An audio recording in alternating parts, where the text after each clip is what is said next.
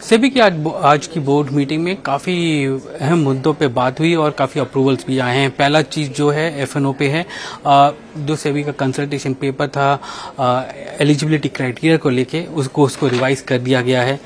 2018 में last revision हुआ, 6 साल के बाद ये रिवीजन हो रहा है और ये रिवीजन जो है कि हायर ट्रेडेड वैल्यू पे है, हायर लिक्विडिटी पे है और इसको लिंक कर दिया गया है कैश मार्केट के लिक्विडिटी से, सो दैट कि ये जो एफएनओ स्टॉक्स हैं डीलिंग ना रहे कैश मार्केट और एफएनओ में जो ट्रेडिंग होती है वो डीलिंग ना रहे। ये भी देखा गया है कि जब ये नए नॉर्म्स आएंगे, नोटिफाई होंगे, जो एग्जिस्टिंग कंपनीज हैं एफएनओ में आज के डेट में 180 के करीब, उसमें काफ़ी फेरबदल आएगा। लगभग 2 दर्जन कंपनियों में चर्न आने की उम्मीद है और बट सेबी का ये मानना है कि एक बार ये रेगुलेशंस आ जाएंगे तो आज के डेट में जो 180 है वो 185 कंपनीज के आसपास जा सकते हैं। पर ये जो चीज़ है वो स्टॉक एक्सचेंज को डिसाइड करना पड़ेगा।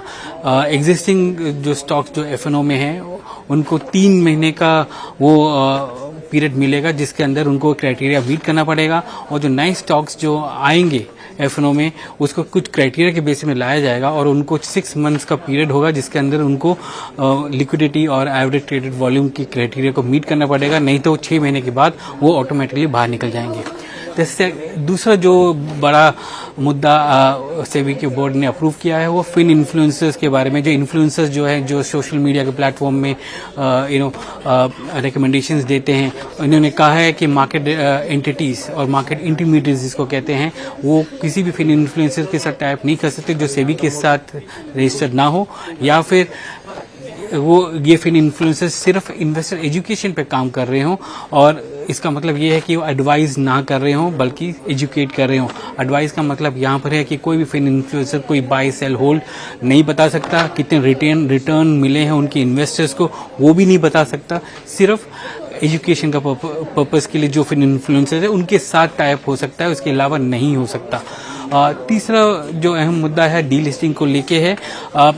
काफ़ी दिनों से इस पे बात चल रही थी कि डीलिस्टिंग की नॉर्म्स को ईज किया जाए। करंटली जो है वो रिवर्स बुक बिल्डिंग के थ्रू डीलिस्टिंग होती है। सेबी ने अब फिक्स प्राइस बेस डीलिस्टिंग को अलाउ किया है, जहां पर जो प्राइस होगा फ्लोर प्राइस से 15% ज़्यादा होगा, प्रीमियम पे होगा और उस प्राइस पे इन्वेस्टर चाहे तो डीलिस्ट अपना शेयर टेंडर कर सकता है ताकि कंपनी डीलिस्ट कर सके।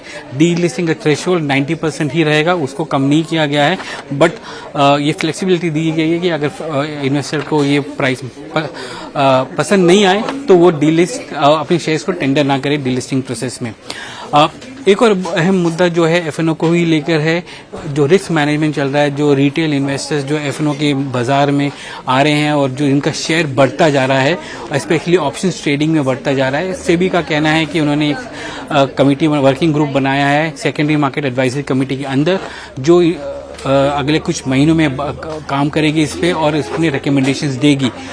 इस रिकमेंडेशन के तहत काफ़ी कुछ इस ओपन एंडेड रिकमेंडेशंस हैं। इसके तहत अगर ज़रूरत पड़े तो जो वीकली ऑप्शंस हैं उसको भी रीलुक किया जा सकता है अगर ये स्पेकुलेटिव इन नेचर है और रिकमेंडेशन आते हैं कि ये मार्केट में स्पेकुलेटिव एक्टिविटी इंक्रीज कर रही है। सेबी चाहती है कि हाउस होल्ड इनकम का जो पैसा है वो कैपिटल क्रिएशन में जाए, ना कि स्पेकुलेटिव एक्टिविटी में जाए, और इसके लिए ये जो कमेटी है काफ़ी रिकमेंडेशंस देगी। ये recommendations secondary market advisory committee के पास जाएगा, वहाँ से ये सेबी के पास जाएगा जो कंसल्टेशन पेपर जारी करेगी और आखिर में ये कंसल्टेशन के प्रोसेस के बाद सेबी बोर्ड पे जाएगा अप्रूवल के लिए।